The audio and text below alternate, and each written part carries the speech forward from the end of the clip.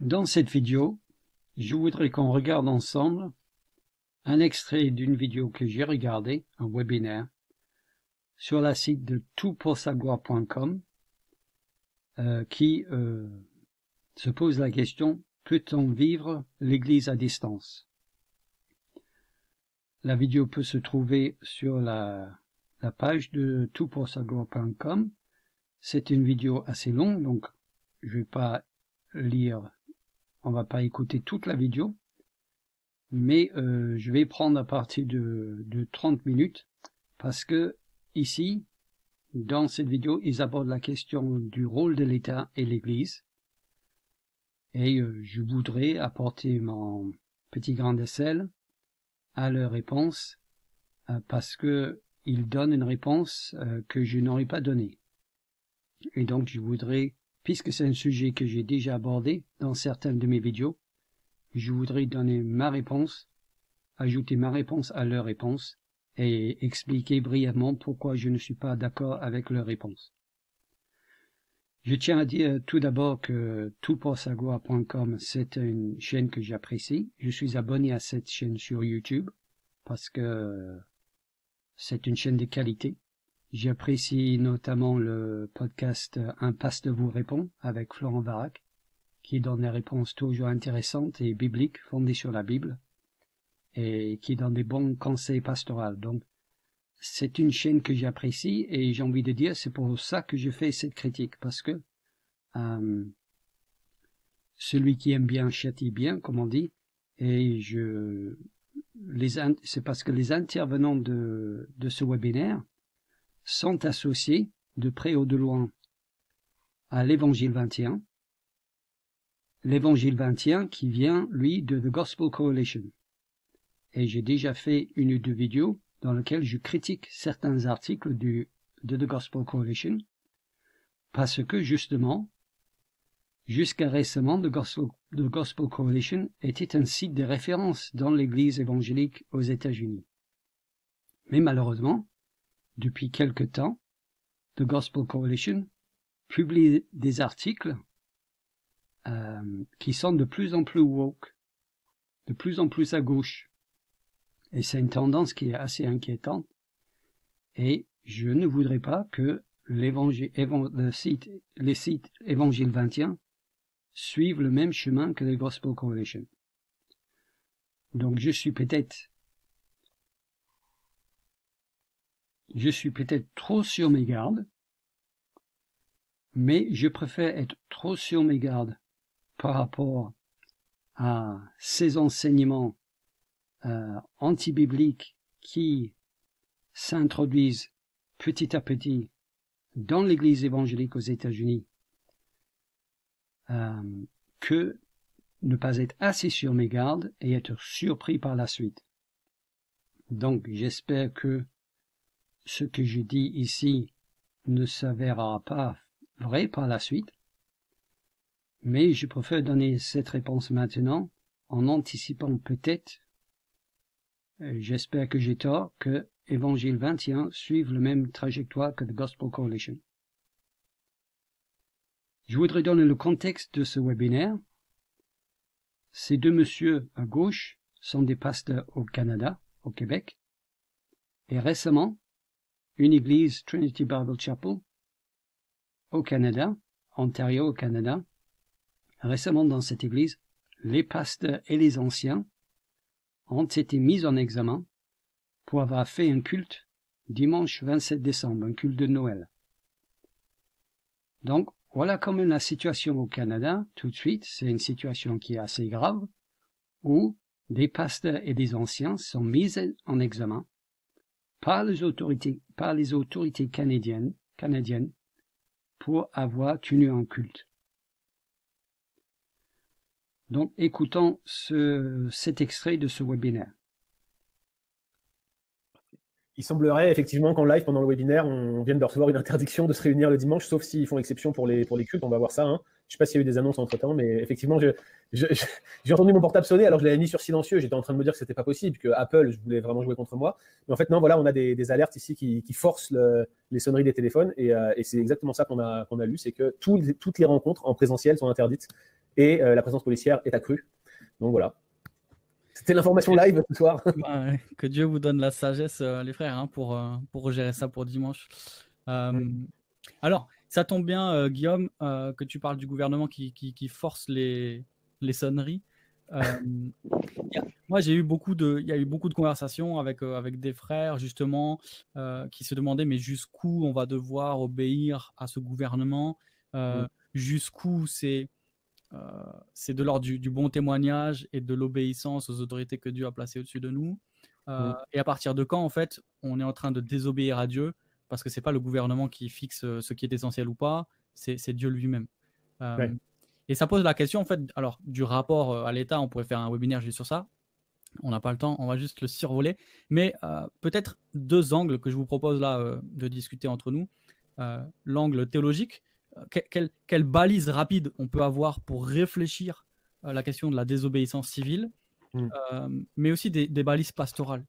C'est-à-dire comment on accompagne ceux dont le cœur commence à être lourd et chez qui la colère commence à gronder. Comment tu aborderais la question, toi, Guillaume?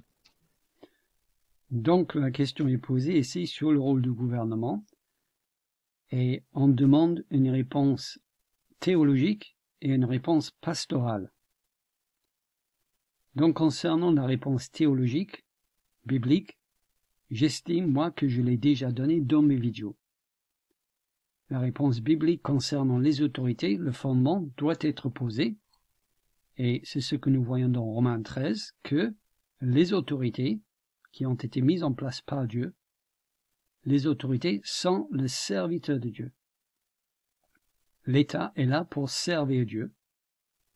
Et Paul nous donne donc la raison pour ça, pour punir ceux qui font le mal. Et Pierre ajoute pour approuver ceux qui font les biens, ceux qui font le bien. Donc, Pierre nous dit que les gouverneurs sont envoyés par Dieu. Paul nous dit que les autorités sont les serviteurs de Dieu. Et le rôle, les deux apôtres sont d'accord sur le rôle de l'État. Le rôle de l'État, elle est là, et l'État est là pour punir les méchants et pour approuver les gens de bien. L'État est le serviteur de Dieu pour exercer la vengeance et punir celui qui fait le mal. Donc voilà la réponse biblique, théologique, qui doit être posée en premier. Le rôle de l'État, c'est de punir les méchants et d'approuver les bons. Donc l'État n'est pas un électron libre. Ce n'est pas l'État qui décide quelle est sa mission. L'État est le serviteur de Dieu. Et c'est le maître qui décide quel est le rôle de son serviteur. C'est le maître qui donne des tâches à faire à son serviteur. Et le maître dit à ce serviteur, qui est l'État, que son rôle se limite à un rôle de justice. Et donc ce n'est pas au serviteur de décider ce qu'il peut faire ou pas. Et donc, l'État n'a pas l'autorité divine pour intervenir dans les affaires de l'Église. Bibliquement, l'État n'a pas ce rôle-là. Dieu n'a pas donné à son serviteur le rôle, la mission d'intervenir dans les affaires de l'Église. Donc l'État n'a pas le droit de fermer des églises. L'État n'a pas le droit d'empêcher les chrétiens de se réunir, de prendre la Sainte Seine, de chanter, ainsi de suite. Donc ça, c'est la réponse biblique qu'il faut apporter. Et malheureusement, dans les réponses qui vont être données ici, cet élément-là, cette réponse biblique n'est pas donnée. Alors peut-être, elle n'est pas donnée dans cette vidéo, peut-être elle a été donnée dans une autre vidéo sur ce sujet-là. En tout cas, cette réponse n'est pas donnée là. Et c'est dommage. Je pense que tout d'abord, on doit poser le fondement biblique du rôle de l'État. Alors, écoutons donc les réponses. C'est difficile parce que s'imbrique derrière la problématique du cœur lourd, de la colère qui commence à monter, toutes sortes de problématiques, certaines étant légitimes, d'autres l'étant moins. Je ne dis pas que ça ne l'est pas, mais ça peut l'être moins. Il y a des questions autour de la désobéissance civile, est-elle légitime ou non? On a fait, avec Yannick d'ailleurs, un podcast dans le cadre de Sola et avec Coram Deo sur la désobéissance civile. Et dans l'état où on était à l'époque, on en concluait que la désobéissance civile n'était pas la meilleure option. Mais maintenant, s'il commence à nous interdire toute forme de rassemblement, autrement dit, qu'on ne peut pas se rassembler le dimanche, mais qu'on ne peut pas se rassembler non plus de manière informelle pour aller prendre une marche ensemble dehors, vous voyez, là, ça change tout. On n'a plus les mêmes critères d'analyse, on n'a plus les mêmes bases d'évaluation, et il faut peut-être remettre à plat ces questions-là. Est-ce que dans les principes apostoliques, obéir à Dieu plutôt qu'aux hommes, ça voudrait dire aussi obéir lorsqu'il faut se rassembler? Dieu nous demande de nous rassembler, on a une interdiction totale de le faire, on n'a aucune option possible, même en étant dehors par moins 10 ou moins 30, parce que c'est l'hiver qui commence, on est en plein dedans là au Québec. Qu'est-ce que ça veut dire dans ces cas-là? Donc ça, c'est une des premières questions. Deuxièmement, qu'est-ce qu'on fait sur toute la désinformation qui est absolument incroyable dans cette pandémie? Personne ne peut affirmer certaines choses avec certitude sur les cas de transmission, sur la protection, etc., etc. Mais vous avez quand même un fond donc chez certains chrétiens qui est très revendicatif sur des questions comme le masque, sur des questions comme les rassemblements, sur des questions comme l'ouverture ou non des commerces, etc., etc. C'est pareil, qu'est-ce qu'on doit dire et faire là-dessus? Comment on évalue les motivations des cœurs? Est-ce que c'est de la rébellion qui est en jeu? Ou est-ce que réellement c'est une saine colère qui émane de personnes qui ont l'impression que le gouvernement est en train de prendre des prérogatives qui ne lui reviennent pas et qui s'opposent aux principes bibliques? Donc quand on pose les questions sous ce jour-là, les critères d'analyse sont différents. Moi, je pense que c'est difficile d'avoir une réponse qui soit complètement tranchée sur l'une ou l'autre de ces questions-là. On voit que les situations varient et peuvent varier d'un instant à l'autre. On le voit avec le texto que Yannick a montré. Et je pense qu'on peut essayer de dégager des principes qui sont ceux de la priorité de l'obéissance à Dieu, mais du respect du commandement que Paul nous donne, entre autres, qui je pense, qui dérive du Deutéronome notamment, de respecter le pouvoir civil que Dieu a établi sur nous. Alors, il faut contrebalancer les deux. Il y a ces deux notions qui sont là.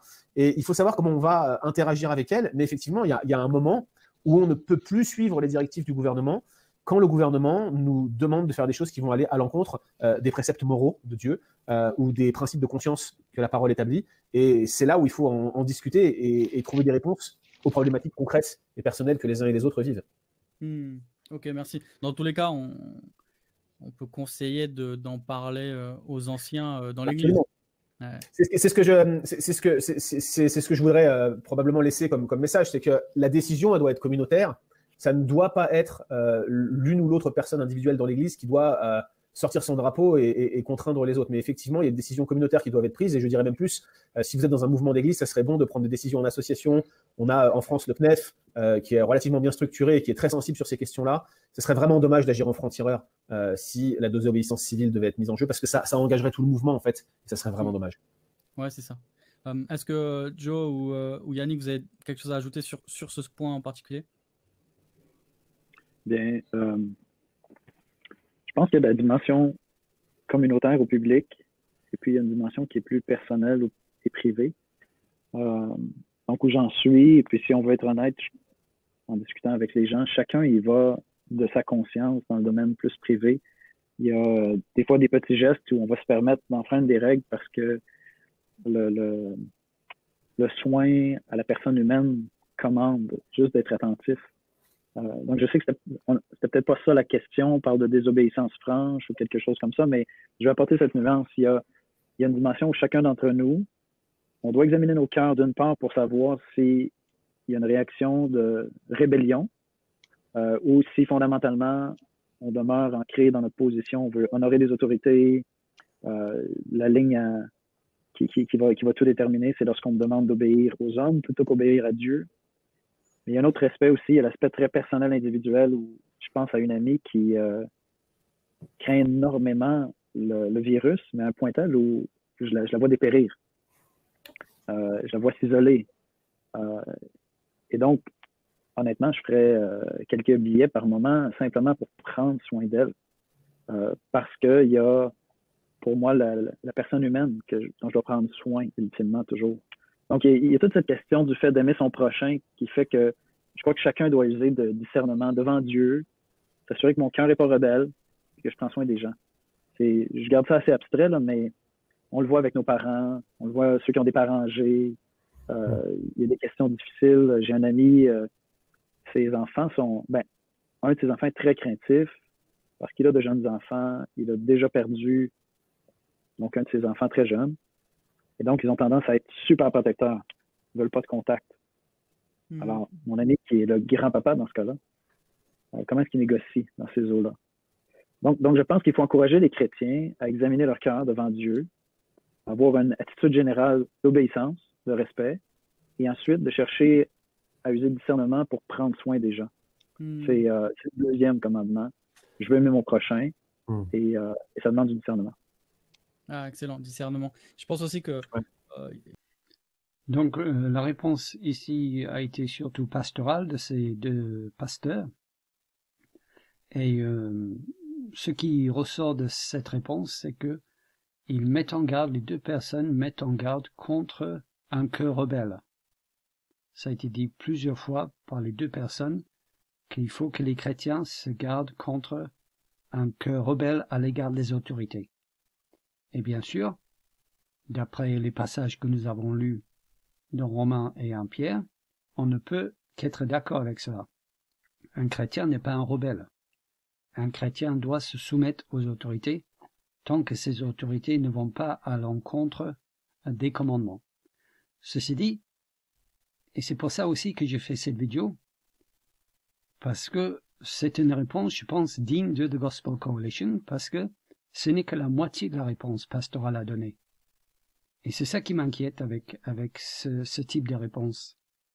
Parce que l'autre réponse à donner, certes, il ne faut pas avoir un cœur rebelle contre les autorités, mais il ne faut pas non plus être lâche en tant que chrétien. Il ne faut pas être lâche en tant que chrétien quand les autorités nous interdisent de suivre les commandements de Dieu. À ce moment-là, il ne faut pas être lâche. Et ce que je vois autour de moi n'est pas vraiment le problème de la rébellion dans l'Église. Ce que je vois, c'est surtout le contraire, c'est-à-dire que les chrétiens qui sont très prêts à se soumettre aux autorités sans vraiment se poser la question, même quand les autorités nous interdisent de suivre les commandements de Dieu. Et c'est cette réponse pastorale qui manque ici et qui n'est pas donnée dans la vidéo.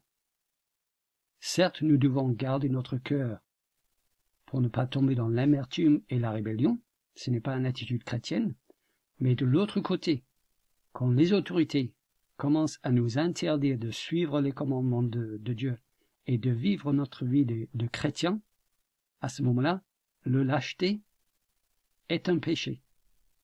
Le lâcheté est un péché. Et la soumission à ces lois antichrétiennes est un péché. Et ça doit être dit, et malheureusement, l'autre partie de la réponse n'a pas été donnée. Voilà pourquoi j'ai fait cette vidéo.